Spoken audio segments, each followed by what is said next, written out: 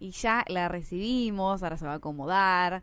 Estamos en el estudio con Eva Kutsovitis, ahora me va a decir si lo dije bien, Kutsovitis, Dice ¿no? que sí, Ahí está, Dice ahí que mejor. sí. Ella es ingeniera civil, miembro de la ciudad Somos Quienes la Habitamos. Y a ver, ahí para que se acomode, Eva, lo dije, decime cómo se pronuncia, por favor. ¿Qué tal? ¿Cómo andan? Bien. Bueno, muchas gracias por la invitación.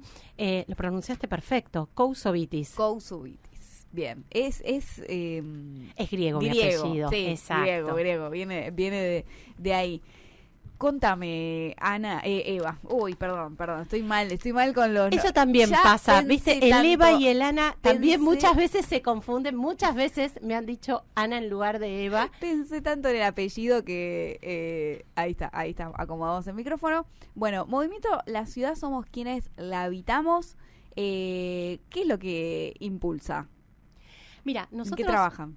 Nosotros fundamentalmente somos un espacio en la ciudad de Buenos Aires que está integrado por compañeras y compañeros que vienen de protagonizar diferentes luchas urbanas acá en la ciudad, desde la defensa de la costanera, la defensa de los espacios verdes, el no al código urbanístico, el no a la venta de tierras públicas, y que nos venimos hace mucho tiempo planteando poder poner en agenda un modelo de ciudad completamente diferente al que hace casi 2 décadas nos viene proponiendo el macrismo.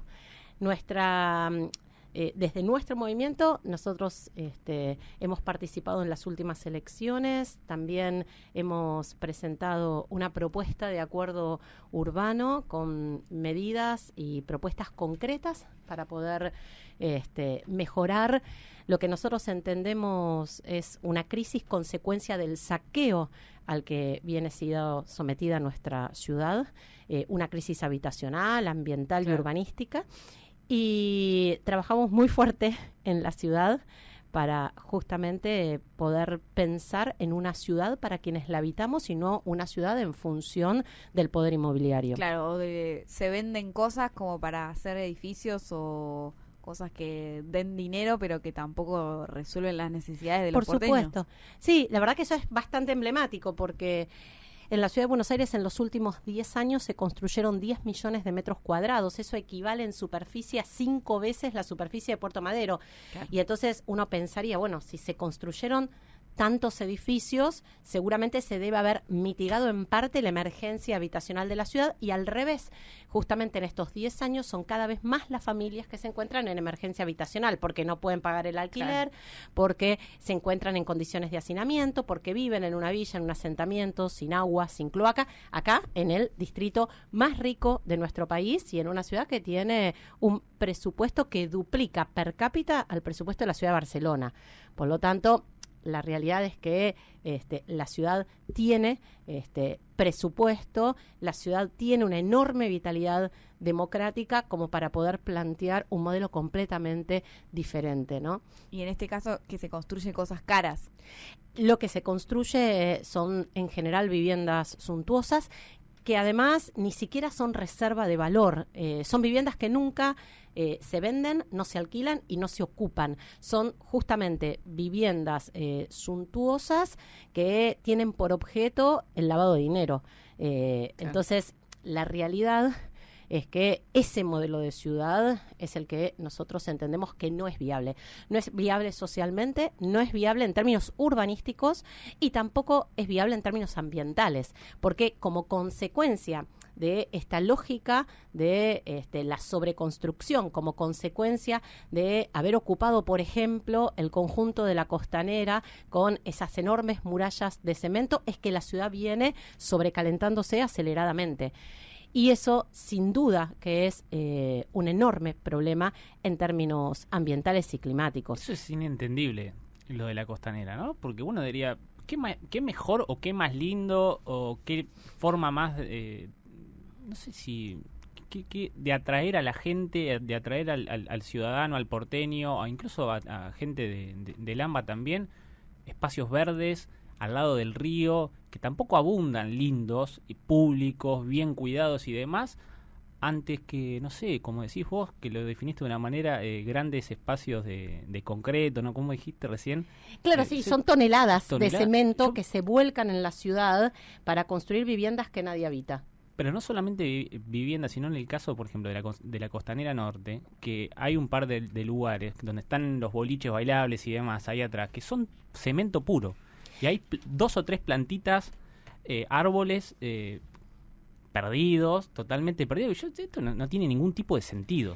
No, la verdad es que hace años que nosotros notamos que no tienen sentido muchas de las cosas que desde la gestión del PRO nos imponen, ¿no? Seguro que se acuerdan esos eslogan de la ciudad avanza. Bueno, la ciudad avanzaba, la ciudad se transformaba y nos iba arrasando, porque la verdad es que ese avance y esa transformación que no paraba era muy poco democrática. La verdad es que muy pocas veces nos preguntan a las porteñas y a los porteños cómo queremos habitar nuestra ciudad, ¿no? Y así fue como trataron de convencernos que una maceta era un espacio verde, así es como trataron de convencernos que el Paseo del Bajo era un espacio verde, y así fue como trataron de convencernos que esa idea de la transformación no para tenía que ver con, por ejemplo, ocupar el conjunto de la Costanera, construir torres suntuosas que nadie habita, sin abordar los problemas estructurales que tenemos las porteñas y los porteños, que tienen que ver con condiciones de accesibilidad al transporte público, a la vivienda, a los servicios. En la ciudad de Buenos Aires, 1 de cada 7 habitantes no accede al agua potable. En la ciudad de Buenos Aires, quienes nacen en el sur de la ciudad, nacen condenados y condenadas a vivir en promedio 10 años menos que quienes nacen, por ejemplo, en el barrio de Núñez, a pocos metros de distancia, ¿no? Entonces, la ciudad se va consolidando en una desigualdad estructurada profundamente entre el norte y el sur, y la ciudad además va camino hacia un modelo de turistificación, en donde, por supuesto, que en esa lógica de la turistificación de la ciudad servicio, ¿no? Que se aleja bastante de la ciudad para quienes la habitan, de pronto una maceta puede ser un espacio verde. Hace años que no vemos, ¿sí?, que se extienda la red de subte, hace años que no vemos que se construyan escuelas, hace años que no vemos que se construyan espacios verdes de calidad para quienes habitamos la ciudad. Un cantero, un derivador de tránsito no es un espacio verde, un cementerio tampoco, ¿no? Por supuesto, más allá de que los contabilicemos para convencernos que en realidad, en términos ambientales, Buenos Aires no está tan mal. Y se habló mucho de infraestructura y de construcción y de edificios y de lo que se tendría que haber hecho en el caso de lo que pasó con Bahía Blanca. Ahí había algo para hacer desde esa vista más allá de lo climático, que no se puede prever, o sí prever, pero no lo que pasó fue algo que estaba fuera de lo pensado, ¿no? Se sabía que iba a haber una tormenta, pero no tan grande. A ver, la verdad que la tragedia de Bahía Blanca una vez más nos interpela, y digo una vez más porque ya transitamos tragedias lamentablemente muy parecidas. En el 2013, las inundaciones en la ciudad de La Plata, en Buenos Aires, luego las inundaciones reiteradas en Luján, las inundaciones en Puerto Madryn, bueno, las inundaciones en Bahía Blanca. Eso pone en descubierto que nosotros no contamos con políticas adecuadas para la gestión del riesgo de desastres.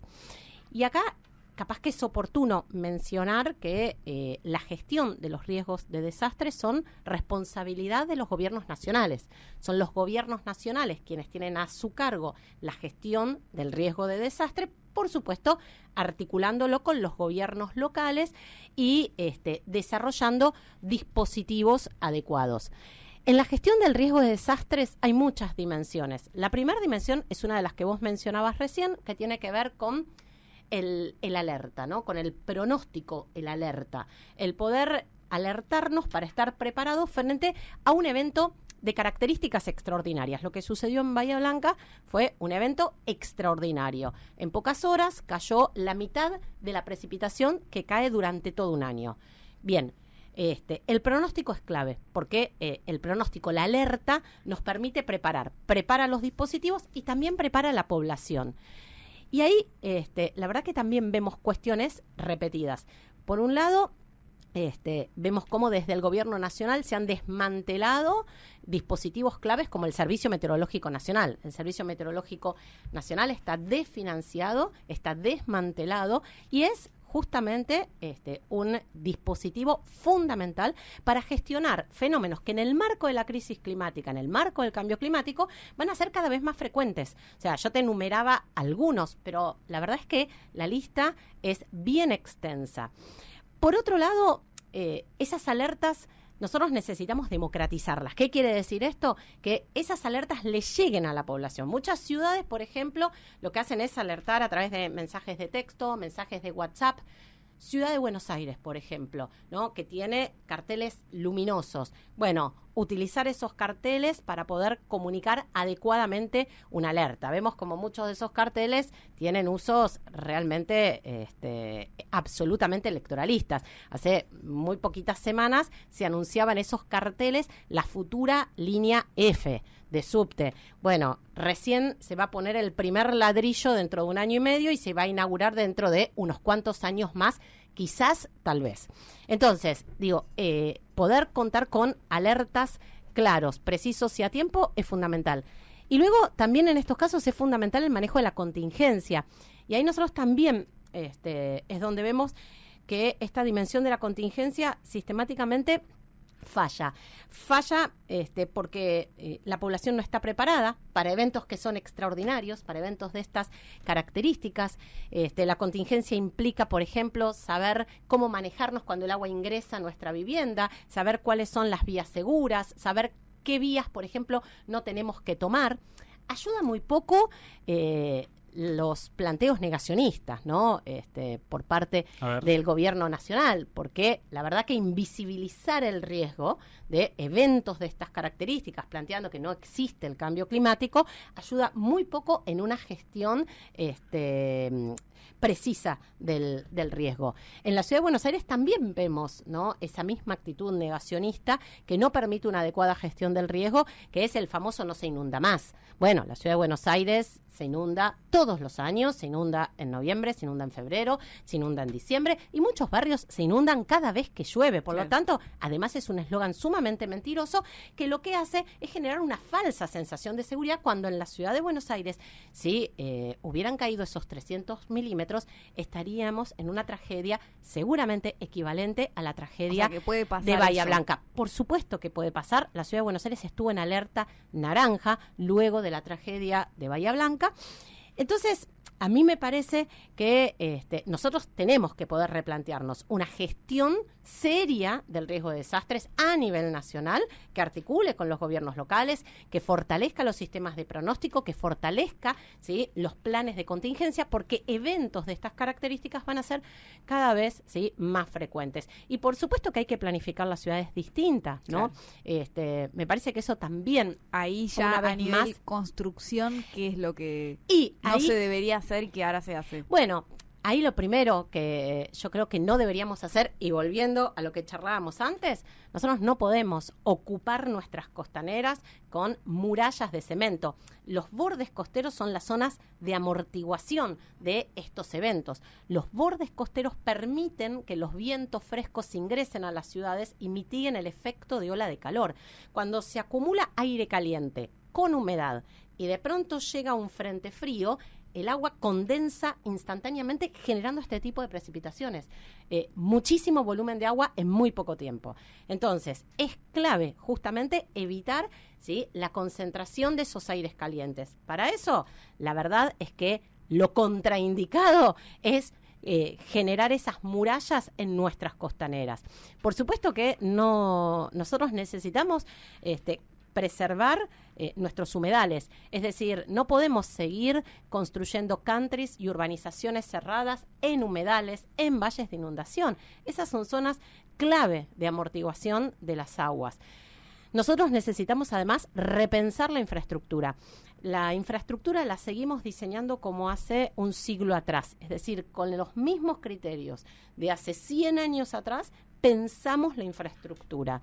Y la realidad es que nuestros entramados urbanos poco tienen que ver con lo que sucedía hace un siglo atrás y el régimen de lluvias de la década del 70 ahora ha cambiado. Entonces, tenemos que pensar en nuevas infraestructuras, tenemos que pensar en construir ciudades que sean, además, más resilientes. Y la verdad que planificar nuestras ciudades en el contexto de la crisis climática debería estar en agenda. La Argentina es uno de los países que tiene mayor porcentaje de población urbana. El 92% de nuestra población habita en ciudades pequeñas, medianas, grandes. Entonces tenemos que poder repensar nuevas formas de habitar y de construir nuestras ciudades. No ayuda en nada arrojarle toneladas de cemento, Claro. ¿sí? Y por supuesto hay otra dimensión que también es importante en esta gestión adecuada del riesgo, en donde justamente la planificación territorial es central, que tiene que ver con el manejo de la postcontingencia. ¿Qué hacemos, no? Una vez que ese desastre sucedió, que es lo que vemos ahora en Bahía Blanca, ¿no? Esas imágenes conmovedoras, desoladoras. Bueno, nosotros tenemos que tener una gestión adecuada de la postcontingencia. No es posible que las familias se organicen para con palas tratar de destapar un conducto Claro. y que el agua baje. Estamos hablando de agua mezclada con líquidos cloacales. Tenemos que tener dispositivos sanitarios, camiones cisterna entregando agua, maquinarias desobstruyendo para darle salida al agua. Y por supuesto, reconstruir Bahía Blanca es un desafío, ¿no? Para poder reconstruirla mejor. Y acá nosotros tenemos como marco para la gestión del riesgo el marco de Sendai, ¿no? Que es internacional, es una plataforma que tienen las Naciones Unidas. Y justamente el marco de Sendai establece que la reconstrucción es una oportunidad para reconstruir mejor, pero no solo para reconstruir mejor en términos de infraestructura, también en términos sociales, porque quienes más padecen, ¿no?, las consecuencias de estos desastres son las personas, ¿sí?, con mayor vulneración de derechos. Entonces, ahí hay una oportunidad. Yo veía, ¿no?, esos barrios que sin cloacas, con pozos ciegos, tenían todavía medio metro de agua. Bueno, la verdad es que reconstruir implica llegar con infraestructura, ¿sí?, a esos lugares que hoy no la tienen. Paralizar la obra pública como política de gestión es lo más desacertado, ¿no? Eso es casi una obviedad. Tener un fondo para desastres en donde no dependa de la decisión de un mandatario, ¿no?, de la discrecionalidad de un mandatario decidir Claro. si le da 5 pesos, ¿no?, o 400 millones de dólares, también es importante. Bien, Eva. Bueno, entonces queda mucho por hacer. Queda mucho por Un hacer. montón. Y en el caso de Bahía Blanca, una oportunidad que ojalá que no se desaproveche. Ojalá que sí. Que no se desaproveche. Muchas gracias por haber venido. No, a Gracias ustedes, mucho. muchísimas gracias. Estábamos compartiendo el aire con Eva Kutsovitis. Ella es ingeniera civil y miembro de la ciudad Somos Quienes la Habitamos.